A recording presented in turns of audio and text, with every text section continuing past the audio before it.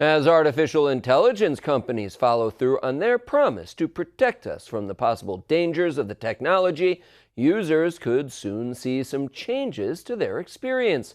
News Channel 34's Jesse Tanur explains from Washington. Artificial intelligence is quickly infiltrating everyday life, from healthcare to education.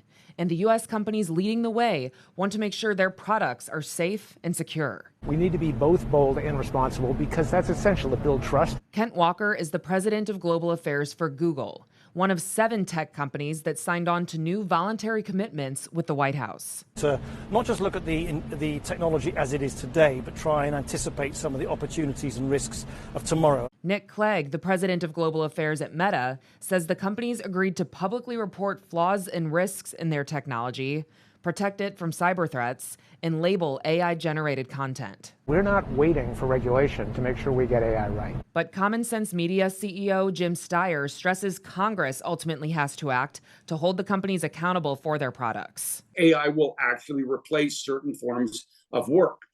We have to have proactive policies to think about that. Walker and Clegg say their companies support regulation from Congress. But while lawmakers continue to debate what that looks like, the Biden administration is taking these new commitments to the international stage. We want to make sure that AI maximizes its potential for the extraordinary good that it can do around the world. Secretary of State Antony Blinken says the U.S. will work to secure the same commitments from other countries in the months to come.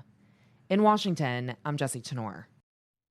And a Senate committee will hold a hearing tomorrow on developing those AI regulations, and the CEO of Anthropic, one of the companies that agreed to the White House's voluntary commitments, will testify.